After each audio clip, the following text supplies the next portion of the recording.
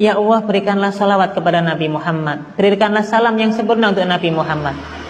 Kemudian apa? Nabi Muhammad ini disifati Nabi Muhammad lah yang bisa menghilangkan semua kesusahan-kesusahan. Nabi Muhammad lah yang bisa menghilangkan semua kesulitan-kesulitan hidup. Nabi Muhammad lah yang bisa memenuhi semua kebutuhan hidup kita sebagai manusia. Nabi Muhammad lah yang bisa menjadikan kita mendapatkan semua harapan-harapan yang kita pernah mohonkan. Termasuk Nabi Muhammad lah yang memberikan husnul khotimah bagi seseorang. Nabi Muhammad lah yustasqa al-ghamam. Nabi Muhammad yang bisa menurunkan hujan. Ya. Maka Bapak Ibu, kira-kira lafaz ini benar atau tidak? Disinilah letak kekeliruannya. Kalau Anda mengatakan bahwa sholawat nariyah itu syirik, berarti Anda menuduh banyak ulama yang terjerumus dalam kesyirikan. Bahkan Syekh Mufti Mesir yang bernama Syekh Ali Jum'ah, itu beliau pernah menukil bahwa beliau mendapatkan sanad sholawat nariyah ini dari guru beliau yang bernama Syekh Abdullah Al-Ghummar sampai pengarang sholawat nariyah, yaitu Syekh Ahmad At-Tazi Al-Maghrib atau Maruku. Jadi intinya sholawat nariyah itu sholawat yang dikarang oleh ulama Maghrib, ulama Maroko yang sangat masyhur ketauhidannya. Bagaimana mungkin seorang ulama masyhur ketauhidannya bisa terjerumus dalam kesyirikan? Kan lucu. Bahkan Mufti Mesir sekaligus Syekh Ali Jum'ah pun pengamal. Di Indonesia jutaan para ulama mengamalkan sholawat nariyah. Jadi begini, kalau orang yang mengatakan sholawat nariyah itu syirik, satu, karena mereka menganggap bahwa para pengamal dianggap tidak mengerti prinsip-prinsip tauhid. Yo jenenge ulama yo mesti ngerti leh kan kedudukan antara al-khaliq wal makhluk, kedudukan antara sang pencipta dengan makhluk. Allah sang pemberi manfaat dan madarat. Rasulullah adalah orang yang mulia yang kita takzimkan. Jadi orang yang mengamalkan sholawat nariyah tidak mungkin menganggap Rasulullah sebagai Tuhan. Catat itu satu. Yang kedua, pengarangnya seakan-akan ceroboh. Ceroboh bagaimana? Menjadikan redaksi itu masuk ke dalam jurang kesyirikan. Padahal ini kemungkinannya sangat kecil. Wong yang mengarang itu seorang ulama yang masyhur, namanya Syekh Ahmad At-Tazi Al-Maghribi. Bagaimana mungkin seorang ulama yang kemasyhuran tauhidnya dipertanyakan redaksinya yang salah? Yang ketiga kemungkinannya para penuduhnya yang ceroboh, para penuduh yang mengatakan bahwa pengamal sholawat nariyah jatuh dalam kesyirikan itu mereka tidak memahami dan mencermati redaksinya. Ada 4 bahasa. Jadi sholawat nariyah itu seperti ini: Allahumma sholli sholatan kamilatan wa salim salaman taman ala sayyidina Muhammadinil ladzi tanhallu bihil uqadu.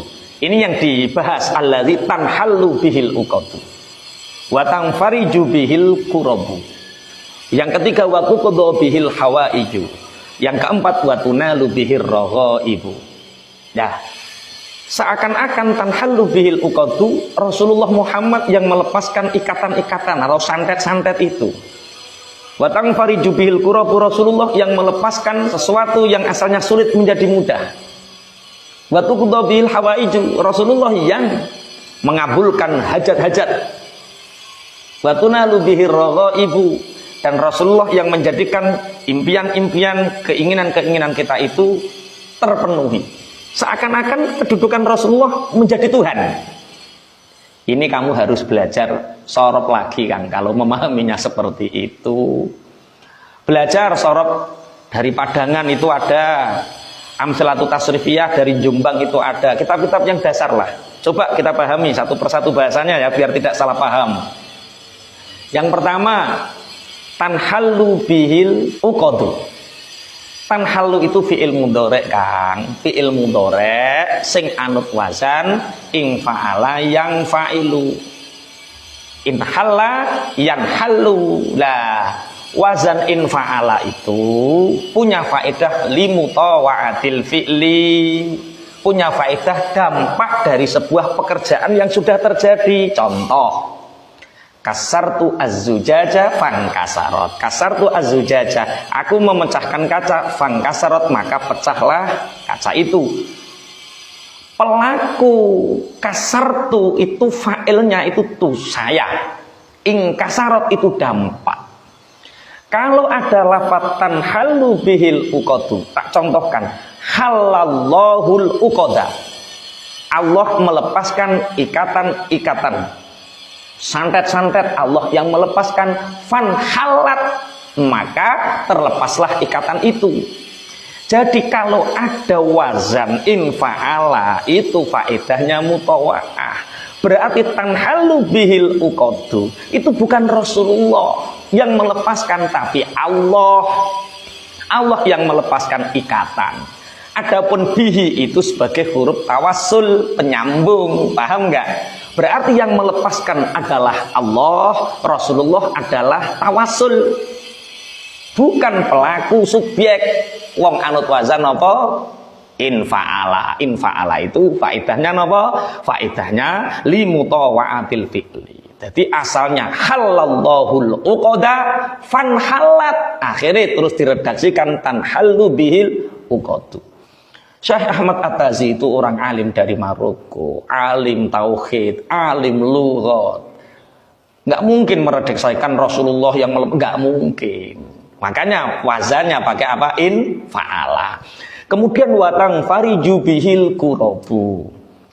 Tang fariju itu anut wazan sama, in fa'ala, yang fa'ilu. Faedahnya apa? Limutawa'atil fi'li. Kalau limutawa'atil fi'li itu berarti yang melepaskan kesulitan itu bukan Rasulullah, tapi Allah sebagai khalik, Rasulullah sebagai makhluk yang dimuliakan, yang disebut dengan wasilah.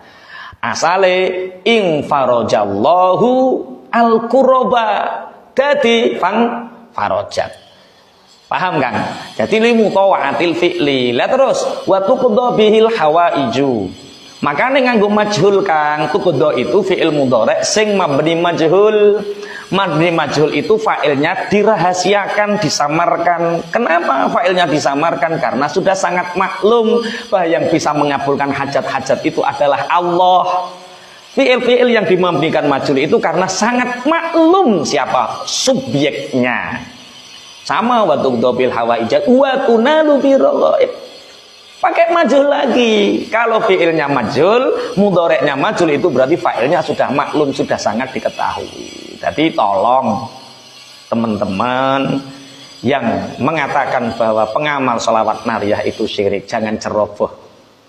Belajar sorok dulu, faedahnya apa, redaksinya bagaimana, dicermati.